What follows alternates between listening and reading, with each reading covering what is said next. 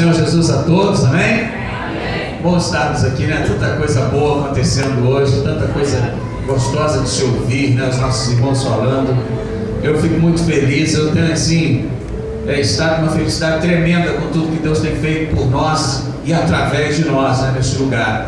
É muito bom estar te vendo novamente, é bom estar vendo alguns pela primeira vez, né? Graças a Deus. É sempre um privilégio quando a gente pode se reunir para adorar o Senhor. E que legal ouvir um testemunho desse, né?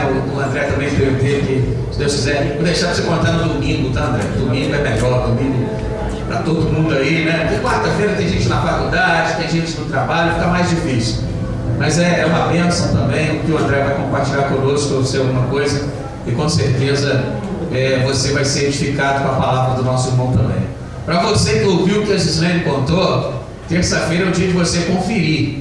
Porque terça-feira nós vamos fazer um culto de ação de graças lá na casa dela, amém? Em nome de Jesus, às 7h30, vamos sair daqui da igreja às 7 horas. Aquela passagem lá está liberada, né? Ah, tá, é o único caminho que eu conheço, pelo ano bom ali, né? Lá na Vila Orlandélia, lá em Barra Mansa, ali, quando Jesus voltar, eles vão chegar primeiro que a gente, né? Eles estão ali mais no meio do caminho. Mas é um lugar legal, a casa... Quando eu fui, já estava muito legal, eu estou imaginando já como é que está. Eu até marquei um compromisso desse, eu vou tentar desmarcá-lo amanhã, em nome de Jesus, para poder estar lá terça-feira, para a glória do nome do Senhor, né? E no sábado eles vão estar se casando, né? Eu vou ter o privilégio de celebrar o casamento dos dois também, sábado, dia 1º. E o convite está ali para toda a igreja, né? Para você poder compartilhar com os nossos irmãos esse momento de muita alegria que o Senhor tem dado a eles. É muito bom a gente poder estar celebrando. Ontem, irmãos, eu estive aqui à tarde com os nossos jovens, fiquei muito feliz com os jovens que nós tivemos aqui, a quantidade de jovens, com a palavra, com a participação deles, a dinâmica que fizemos, falando sobre as tentações. O Senhor não permite que a gente seja tentado além daquilo que a gente suporta, né? A gente estava falando sobre namoro, foi legal, a turma participou. Saí daqui, fui lá para a Água Limpa, né? Nosso avô também estava na Água Limpa. Só que eu estava na Batista da Graça e eu estava na congregacional, né? E ministrando para casais lá. E é muito bom quando a gente vê casais sendo fortalecidos, né, na presença de Deus, a igreja do Senhor sendo fortalecida na área da família. Porque a igreja é composta de famílias. Então, se as famílias vão bem, tudo vai bem. Sobretudo na vida do casal, porque aí as crianças vão bem, a igreja vai bem e tudo acontece de uma maneira maravilhosa, né? Eu estava olhando assim, o grupo todo aqui, os irmãos assim, falei, Jesus, está ficando apertado, graças a Deus está ficando apertado a igreja, né? E a gente vai ter que orar para o Senhor dar um jeito aí nesse negócio crescer para lá, sei lá, para o Senhor nos abençoar, para que o crescimento da obra seja cada dia maior, né? E que a gente possa ver cada vez mais pessoas aqui adorando o nome do nosso Deus, amém? Nós recolhemos as ofertas, ouvimos testemunhos maravilhosos. Vamos orar, vamos agradecer a Deus pelo privilégio de poder ofertar na casa dele, pelo privilégio de poder estar aqui, né, para bendizer o nome do Senhor. Curva a sua cabeça aí, vamos orar. Senhor, nós te louvamos, meu Deus, por cada minuto que nós passamos aqui até agora, meu Deus, pelo privilégio de cantar o Senhor, de celebrar o seu nome, Deus, de te adorar na beleza da tua santidade, Pai querido, de poder trazer ao altar do Senhor os nossos dízimos e as nossas ofertas, ó Deus. E ó Pai, te louvamos por este privilégio, porque o Senhor já tem nos abençoado e nós temos podido ofertar na casa do Senhor, trazer ao altar do Senhor, ó Deus, a nossa contribuição, a nossa oferta, cumprir com fidelidade, ó Deus, a nossa determinação do dízimo que o Senhor nos deu.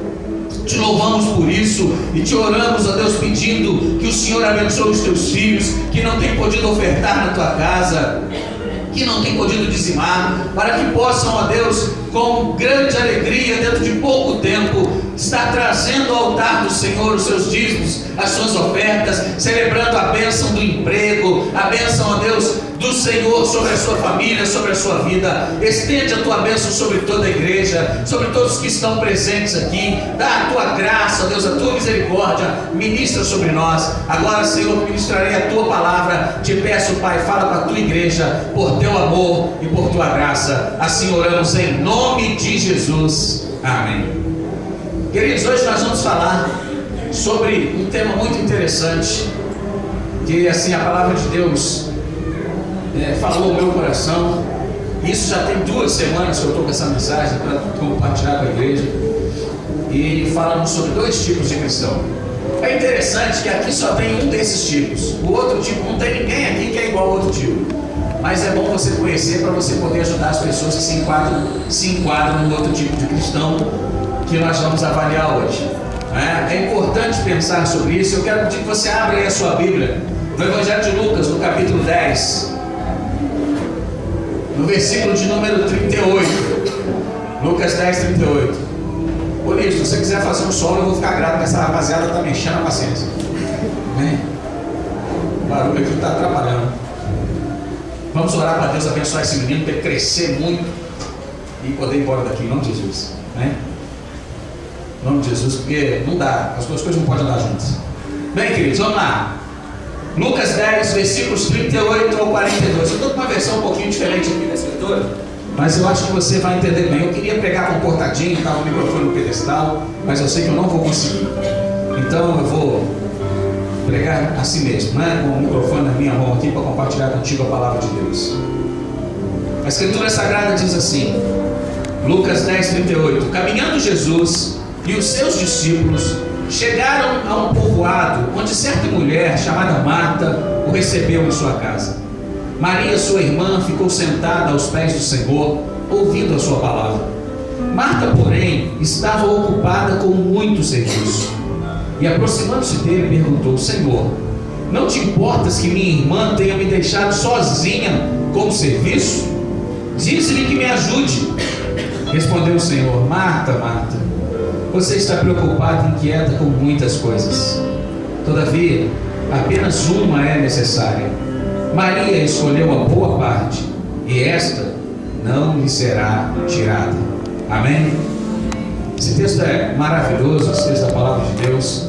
Nos conta um evento particular na vida dessas 2 irmãs, que Jesus amava tanto, assim como ao irmão delas também, Lázaro, que nessa visita não estava presente. Provavelmente ele estaria fazendo alguma outra coisa, ou trabalhando em algum lugar, cumprindo a sua jornada diária de trabalho, e ele não estava em casa, apenas as 2 irmãs. E Jesus saiu de onde estava para ir até esse lugar chamado Betânia, visitar essas 2 irmãs e ensinar a elas a palavra, a escritura sagrada. E isso, irmãos, é algo tão fantástico, porque nos dias de Jesus, uma mulher jamais poderia entrar numa sinagoga e se assentar para ouvir o ensino dos rabinos, dos mestres. Apenas os homens tinham esse direito. Apenas os homens podiam ir à sinagoga e receber o ensino, e depois ensinarem a sua família em casa.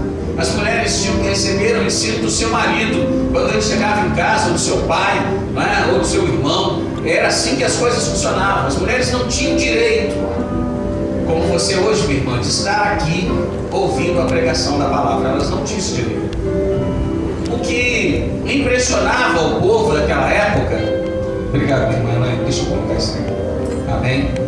O que impressionava o povo daquela época era que Jesus não se importava com isso.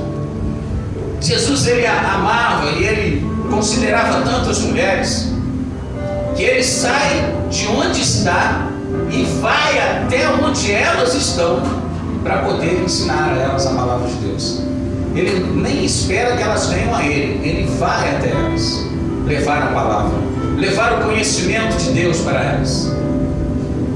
Isso é fantástico, porque muitos mestres achariam isso um absurdo, mas Jesus, ele devolveu à mulher a dignidade que ela havia perdido lá no Éden, quando do pecado da humanidade. A mulher e o homem caíram em pecado, e como o apóstolo Paulo fala isso também em Coríntios 3, a mulher foi seduzida pela serpente e levou o seu marido ao lado. Ela foi colocada numa posição de uma submissão quase escrava na lei. Ela era quase que uma propriedade do homem, quase que uma propriedade do homem. E quando vem o Senhor Jesus com a graça, ele restaura à mulher a sua condição de igualdade com o homem, de deveres diferentes, mas de igualdade perante Deus. Homens e mulheres não são iguais no que diz respeito aos seus deveres, às suas atribuições, à sua natureza, mas são iguais no que diz respeito ao seu valor diante de Deus. E Jesus entendia isso, claro, como filho de Deus, e na sua pregação da graça, ele devolve a mulher essa dignidade, este valor de igualdade diante de Deus. A tal ponto que Paulo mais tarde escreve que diante do Senhor não há judeu, nem grego, nem escravo, nem livre, nem homem, nem mulher, mas todos somos um no Senhor. Por isso as mulheres amavam tanto Jesus, porque ele as amava e as considerava como iguais. Ele não olhava para as mulheres de cima para baixo, ele olhava nos olhos, de igual para igual. E ele se dava o trabalho até de ir onde elas estavam para ensinar a elas a palavra de Deus. Por isso também, na madrugada da ressurreição, elas foram lá no túmulo com a intenção de ungir o corpo do mestre, porque elas acreditavam que ele ainda estava morto. Talvez tenham se esquecido da palavra da ressurreição por causa da aflição do coração, de verem o Senhor crucificado. Então elas vão com a intenção de ungir o corpo do Senhor, e isto era de madrugada. Os discípulos, os 12, que depois viriam a ser apóstolos, à exceção do Judas, ainda estavam dormindo a essa hora, e elas já estavam de pé, indo ungir o corpo do Senhor, porque elas o amavam intensamente. E Marta e Maria eram muito próximas de Jesus, como também Lázaro, e elas são modelos, para nós, modelos de boas cristãs. Porém, nesse evento especial, a gente tem aqui a Marta como um modelo de um outro tipo de cristão, que é o cristão mais preocupado com o aspecto material da vida do que com o aspecto espiritual. Foi fantástico o que o louvor ministrou aqui hoje, e o cântico que diz: só quero tuas bênçãos se eu tiver a tua presença. E se eu tiver a presença, não adianta ter as bênçãos. Esse é o meu interesse, esse é o seu interesse, por isso você está aqui. Mas há pessoas que querem as bênçãos e não estão muito preocupadas com a presença de Deus. A bênção de Deus para eles é mais importante do que a presença de Deus, do que aquilo que Deus tem para dar a eles em termos de experiências, de ensino, de maturidade. Hoje a gente estava falando na escola bíblica, eu ministrei aos nossos jovens, e a lição de hoje falava exatamente sobre os 400 anos de silêncio entre o Antigo e o Novo Testamento, o período interbíblico. É interessante que nesses 400 anos, Deus não falou com a humanidade por meio de profetas, de escritores. Nenhum livro sagrado foi escrito nesse período. Houve um silêncio de Deus. Eles são chamados de os anos do silêncio, os 400 anos do silêncio, 4 séculos em que Deus não falou com a humanidade. Mas o fato de Deus não falar não quer dizer que Deus não está agindo. Nesses 400 anos se levantaram os gregos, que tornaram-se o grande império da época, e eles influenciaram tanto o mundo que o mundo inteiro aprendeu a falar a língua deles. E Alexandre o Grande ainda custeou uma empreitada muito legal, que foi de traduzir o Velho Testamento do hebraico para a língua grega. Ou seja, como todo mundo aprendeu a falar o grego, todo mundo podia ler a Bíblia na língua grega, qualquer povo. Os egípcios falavam a língua deles e o grego, os judeus falavam o hebraico e o grego, os edomitas falavam a língua de Edom e o grego, e assim ia. Todos eles falavam o grego junto com o seu idioma. O grego era a língua do comércio. Isso era uma ação de Deus, e você vai entender. Os jovens já entenderam, os jovens que estavam comigo ali, você vai entender se ainda não sabe. Depois disso, o Senhor levanta os fariseus, um grupo que Jesus criticou muito, mas que no período interbíblico foi o grupo que preservou a Escritura Sagrada. Os fariseus eram um grupo de comerciantes, de pessoas da vida assim pública, que trabalhavam, que não eram clérigos, que não eram sacerdotes, que não eram levitas, nada disso. Era gente do povo, mas que amava a Deus e que começou a preservar a Escritura, porque no período dos gregos, depois da morte de Alexandre o Grande, mais ou menos 100 anos depois, levantou-se um governador naquela região chamado Antíoco Epifânio, E ele odiava os judeus. E ele começou a queimar a Escritura. E todas as vezes que ele encontrava alguém que tinha um exemplar da Escritura, ele matava essa pessoa e queimava aquele exemplar. E os fariseus foram um grupo de pessoas que se juntou para esconder a Escritura, o Antigo Testamento, e preservá-lo, para que ele não fosse extinto. Ou seja, irmãos, se eu e você temos a Bíblia completa hoje, no Antigo e Novo Testamento, a gente deve isso aos fariseus. Só que eles começaram bem, mas terminaram mal. Por causa desse bom serviço, eles se tornaram orgulhosos e arrogantes. Orgulhosos e arrogantes. E aí Jesus os critica por causa disso. Eclesiastes 7:8 diz que o fim das coisas é melhor do que o começo. Não importa começar bem e terminar mal. O importante é terminar bem. Não é? Como que nós vamos terminar a nossa vida? Como que nós vamos terminar a nossa carreira nessa terra? Bem ou mal? Nós temos que nos esforçar para terminar bem. Mas bem, os fariseus preservaram a Escritura. Depois dos fariseus vieram os romanos, que governaram toda aquela região. E os romanos fizeram um trabalho extraordinário de infraestrutura, asfaltaram as ruas que ligavam as cidades, tornaram o transporte mais veloz, colocaram guaritas dos guardas, como igual a gente tem a Polícia Rodoviária Federal, colocaram um monte de guarita da guarda romana, tomando conta das estradas para evitar os assaltos. E as estradas se tornaram seguras. Aquela parábola do bom samaritano, daquele homem que foi assaltado na estrada, que Jesus conta, ela não era muito comum naqueles dias, porque os romanos guardavam bem as estradas e guardavam bem o mar. A marinha de Roma acabou com a pirataria, matou todo mundo, tirou os piratas da rota. E as viagens de navio tornaram-se viagens seguras. Deus não estava falando nada, mas Deus estava agindo através dos gregos, através dos fariseus e através dos romanos. Porque quando Jesus veio e começou o seu ministério, deu a sua vida na cruz, ressuscitou no terceiro dia, subiu ao céu, em Atos 2 derramou o Espírito Santo sobre toda a igreja começou a crescer. Os apóstolos, onde eles fossem, eles podiam falar em grego, eles não precisavam aprender outro idioma. Eles não precisavam. Hoje, se a gente vai enviar um missionário para a Nigéria, ele vai ter que aprender o dialeto da tribo para onde ele vai. Então ele vai ter que estudar um tempão antes dele poder ir para a Nigéria. Naqueles dias não, todo mundo falava grego, porque Deus tinha preparado isso no silêncio. No silêncio Deus tinha preparado isso. Então todos falavam grego, eles iam para lá e pregavam em grego. Já tinham o Antigo Testamento traduzido para o grego, que o Alexandre tinha feito. E também tinha o Antigo Testamento na língua hebraica, que os fariseus tinham preservado. Eles tinham a Escritura para poder pregar, porque os fariseus tinham lutado por ela, para preservá-la. E eles podiam ir para qualquer lugar de segurança, porque os romanos tinham tornado as estradas e os mares seguros. Por isso o Evangelho cresceu tanto naquele período. Por isso a igreja cresceu tão rapidamente, a ponto de Paulo dizer que eles haviam alcançado o mundo inteiro da época, o mundo conhecido da época, com a pregação do Evangelho. Porque Deus age no silêncio. Deus age às vezes quando a gente não entende, A gente acha que está tudo errado. Gisele falou aqui, puxa vida, meu Deus, o senhor não fala nada. Eu só ouço gente dizendo que eu casei e a minha porta não tinha vidro, eu não tinha sofá, não é verdade? Eu passei por isso. E a gente entende, às vezes, que Deus não está nem aí. Na verdade não, Ele está agindo no silêncio. Jesus, Ele vai na casa dessas mulheres sem fazer alarde. Ele entra, conversa com elas, E aí, chega o momento, provavelmente eles fizeram uma refeição juntos. Jesus não fazia marketing de onde ia.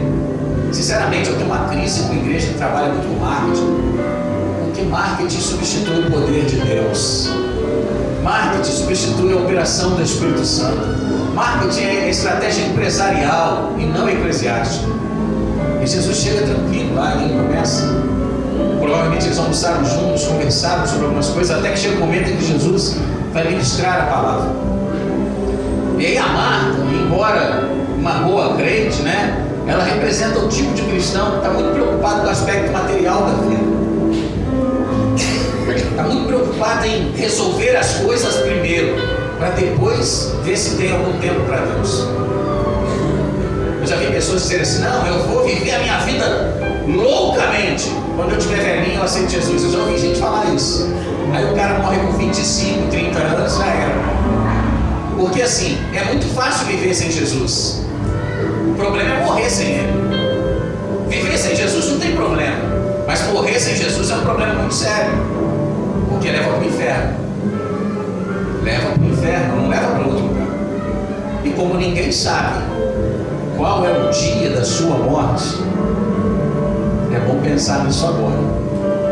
Porque o único requisito para a gente morrer é estar vivo, não é verdade? É estar vivo. Eu me lembro de, não sei, esses dias passou uma matéria, né, da Igreja Renascer em Cristo, São Paulo, daquela igreja que o teto desabou em cima de todo mundo. Irmão, quem imagina no meio do culto, o povo, mãos erguidas, cantando o Senhor, vai imaginar que o teto vai cair em cima da cabeça daquele monte de crente e matar um monte de gente? Ninguém espera isso. Para morrer, basta estar vivo, né? E às vezes a gente está esperando uma oportunidade. Não, quando eu estiver tranquilo, eu vou me dedicar mais à obra de Deus. Quando eu aposentar, eu vou me dedicar à obra de Deus. Tem pessoas que pensam assim. Por que você não pode se dedicar à obra de Deus no seu trabalho? Falando de Jesus ali, né? Por que não? Ser um testemunho vivo do poder transformador de Jesus na nossa vida. Marta estava muito preocupada com as coisas materiais. Provavelmente ela tinha lá preparado uma refeição, né? Ou aí depois da refeição, provavelmente ela estava cuidando de, sei lá, lavar as vasilhas, guardar, arrumar a cozinha, de alguma coisa assim. Mas nesse meio tempo, Jesus ele está começando uma ministração. Ele está começando a falar da palavra. Ele está começando a ministrar ao coração da Maria. E eles queriam também que Marta estivesse ali. Mas é interessante que Jesus é fantástico, gente, ele é maravilhoso. Ele não chama, ele não obriga ninguém, aliás, a fazer nada. A Marta sabia por que Jesus estava ali, com certeza. Mas ele não disse, Marta, senta aqui, mulher. Ele não falou nada disso. Ele esperou a iniciativa dela, o desejo dela de ouvir. Mas ela estava muito preocupada em mostrar o quanto que ela era organizadinha para a casa dela, provavelmente, né? Alguma coisa assim. E aí ela vai cuidar das suas coisas. Essa atitude da Marta gerou nela alguns sentimentos estranhos, algumas coisas ruins, né? Arrastou alguns estados ruins. E o primeiro delas foi a preocupação. Quando nós não temos tempo para Deus, alguém me mandou um e-mail esses dias, não lembro se foi algum irmão da igreja, falando sobre isso. Às vezes é preciso a gente desacelerar a vida e parar um pouquinho para ouvir Deus falar. Desacelerar, parar tudo e dedicar um tempo a Deus. Deixar Deus falar. Através da escritura, ou de um cântico que a gente esteja ouvindo. Né? Quando o louvor cantava, a intimidade cantava aqui, só quero tuas bênçãos se eu tiver tua presença dentro de mim. Eu quase chorei, porque eu falei, cara, olha só, eles não sabem o que eu vou pregar. Eles não sabem o que eu vou pregar. Marta estava preocupada com o serviço. Olha o versículo 40 ali. Marta estava muito ocupada com o serviço, né? Ela estava preocupada, ela estava focada naquilo, não tinha paz, porque eu tenho que acabar isso, eu tenho que acabar isso. Eu não posso, não, a hora que eu tiver um tempo eu faço. Às vezes a gente quer fazer um monte de coisa ao mesmo tempo, né? A gente se preocupa muito com a possibilidade de um prejuízo ou um fracasso, quer compensar de mim. Não, eu tenho que fazer isso aqui. Deus me entende. Às vezes a gente racionaliza, né? Não, Deus entende. O Senhor sabe por que eu não tenho tempo para ele. Eu preciso disso. E, na verdade, irmãos, nós precisamos trabalhar. Todos nós. Mas nós não precisamos e nem devemos ser escravos do trabalho. Ninguém precisa nem deve ser escravo do trabalho. Trabalhar, sim. Ser escravo do trabalho, não. E a Marta estava escravizada pelo trabalho, por isso ela tinha uma preocupação constante, porque ela estava sobrecarregada. Isso gera nela ansiedade. Jesus diz, Marta, estás ansiosa. No versículo 41, ansiedade é fruto de uma preocupação, sei lá, de ordem material ou moral, que fica ali corroendo o coração da gente. E a ansiedade, irmãos, ela denota, talvez, né? Talvez não, ela denota falta de confiança na providência de Deus. Falta de confiança no Deus que pode nos suprir. A ansiedade denota isso. Por isso o apóstolo Pedro diz lá em 1 Pedro 5,7, lançando sobre ele toda a vossa ansiedade, porque ele tem cuidado de vós. Algumas pessoas que quando o culto começa, eu já falei isso aqui para você, não tem problema repetir. Eles dizem assim: olha, você está vindo cultuar o Senhor, deixe todos os seus problemas lá fora e adore a Deus. Não, jamais faça isso. Nunca deixe os seus problemas lá fora. Traga todos os seus problemas aqui para dentro. Aqui, para onde a igreja se reúne. Mas não fique com eles. Chegando aqui, lance sobre ele todos os seus problemas, porque ele tem cuidado de você.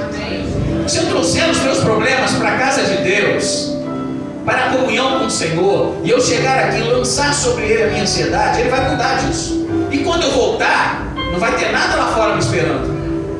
Mas se eu deixar o meu problema lá fora, para eu adorar a Deus, quando eu voltar, ele vai pular nas minhas costas novamente, e eu vou continuar ansioso. Porque eu estou com essa atitude dizendo: eu sei que Deus não vai fazer nada mesmo. Ou seja, eu estou duvidando da capacidade de Deus ou da vontade de Deus em me ajudar. A Marta estava ansiosa. Ansiedade é fruto de preocupação. E eu acho legal essa palavra preocupação, porque ela ensina muita coisa. Preocupação é simplesmente se preocupar de alguma coisa que às vezes nem existe. É se ocupar antes dessa coisa, antes que ela exista talvez. Isso é o sentido de preocupação. É se preocupar de algo. Ocupar-se antes. Tinha uma amiga no trabalho, 300 anos atrás, eu trabalhava numa loja de material de construção, 9 de abril. E ela dizia assim: para que sofrer antes da hora? Sofrer 2 vezes? Você espera, depois a gente sofre junto. Eu achava interessante. Quando ela dizia isso, ela não era cristã, nada disso, mas era uma filosofia interessante. Por que eu vou ficar antecipando algum sofrimento? A coisa nem aconteceu. Eu falo: mas olha, vai acontecer. Ah, meu Deus. E aí eu não consigo nem dormir por algo que nem existe ainda. Isso é preocupação, isso é ansiedade. E isso denota falta de confiança no Senhor. Também o viver perturbado, né? Porque a pessoa fica igual o Doberman.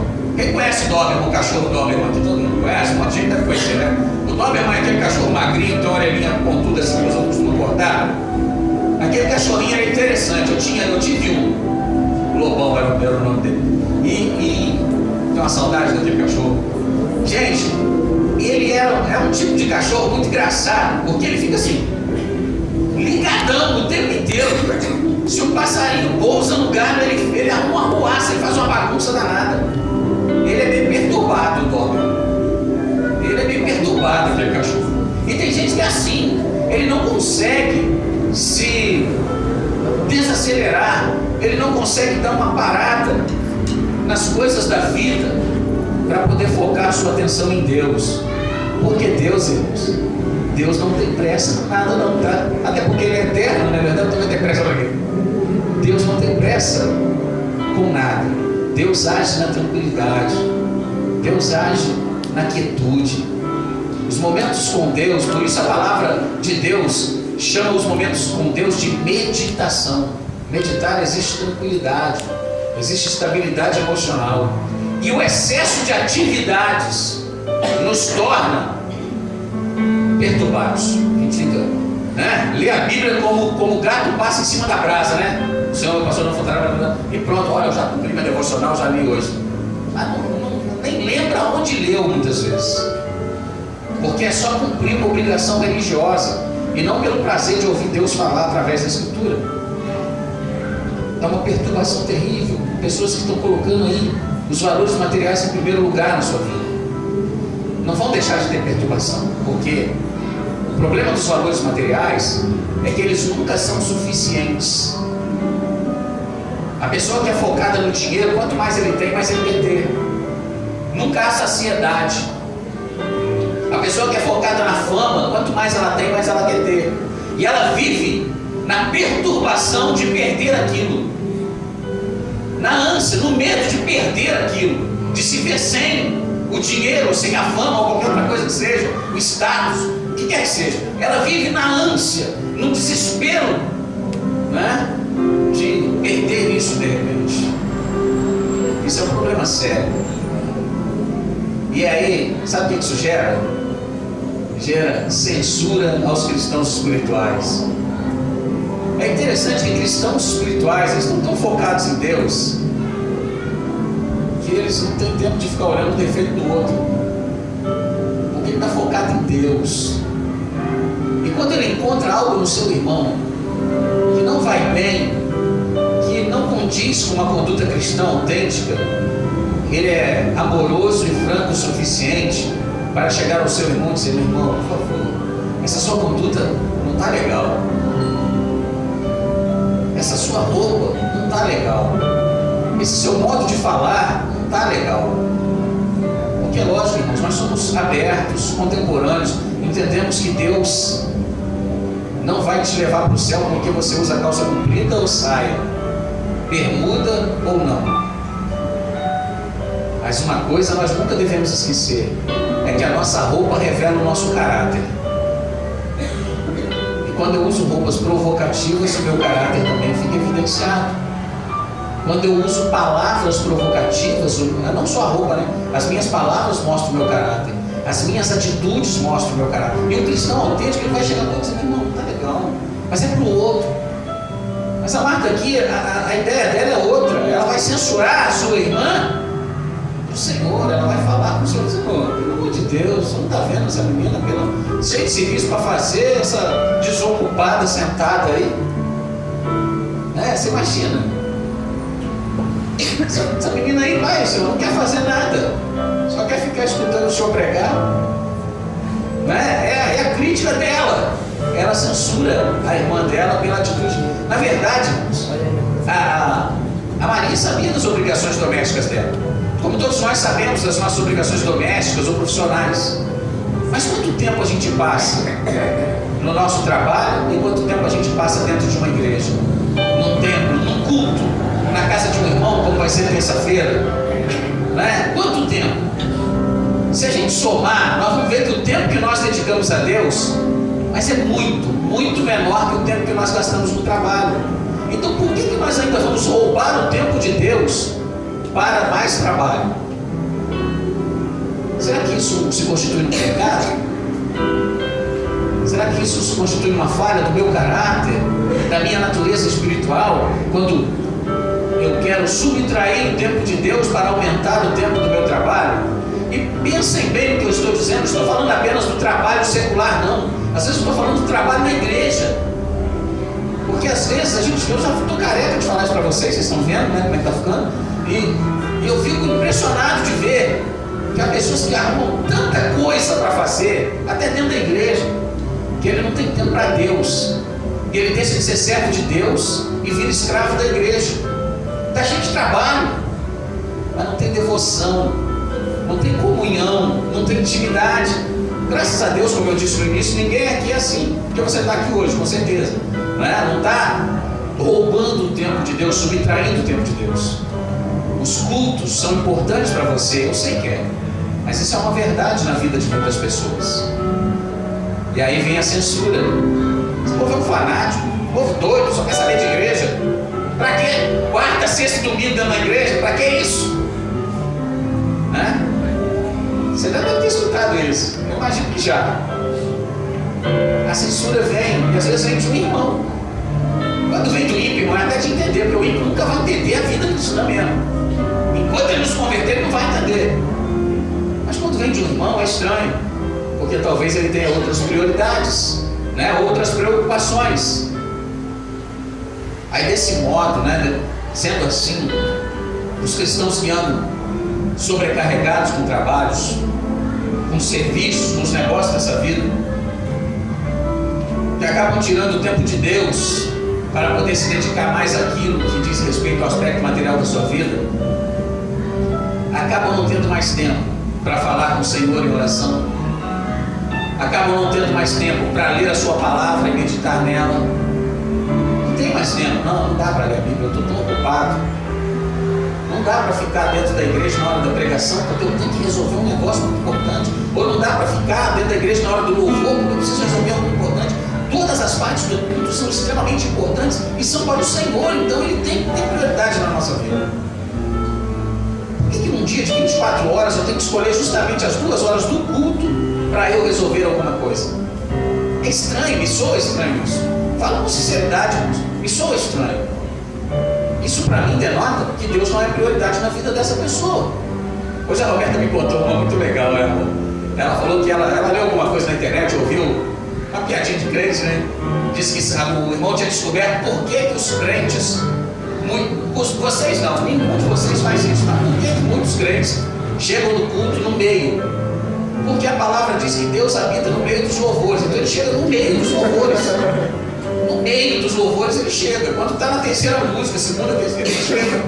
Porque a palavra diz que Deus habita no meio, eu vou chegar no meio. Isso é uma exegese meio esquisita, não é verdade? É uma interpretação meio estranha da Escritura.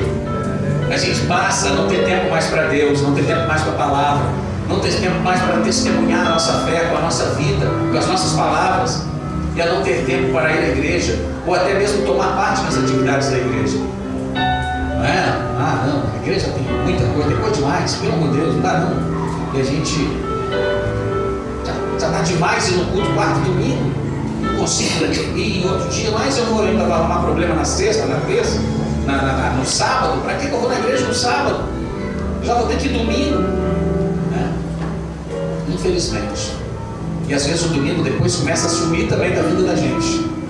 O domingo começa a ficar de fora da agenda de Deus para a gente, né? Principalmente, né, para os homens, para nós homens. Eu vou falar de nós homens que me veio na mente agora. Quando tem a final do campeonato, 7 horas da noite, né? Porque, gente, eu fico pensando, mas esse capítulo é capeta mesmo. Por que final é sempre 6 horas, né? Por quê? Porque o mundo começa às 7, camarada. Só por isso. E a questão é, eu posso até amar futebol, mas eu tenho que adorar a Deus. E o meu amor ao futebol deve estar abaixo do meu amor à minha família e sobretudo abaixo do meu amor ao meu Deus.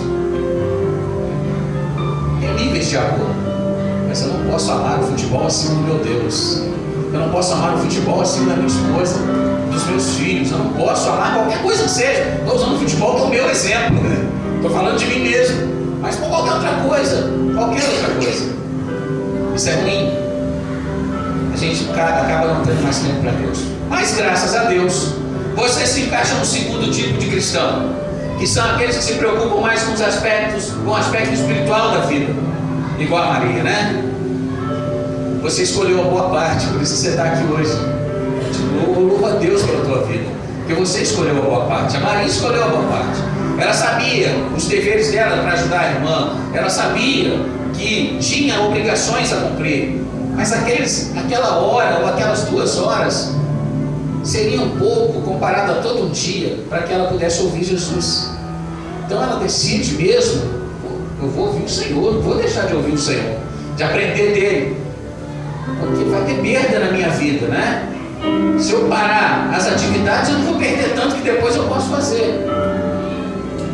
Mas se eu deixar de ouvir o Senhor, eu vou sofrer perdas na minha vida. Se eu deixar de ter tempo para o Senhor, eu vou sofrer perdas na minha vida. E qualquer pessoa que já passou por essa experiência sabe que isso é verdade. Sabe que isso é verdade. Eu sei que isso é verdade. Em 1994, eu tive uma estafa violentíssima. Eu cheguei ao ponto de esquecer o meu nome. Tamanho cansaço mental que eu estava.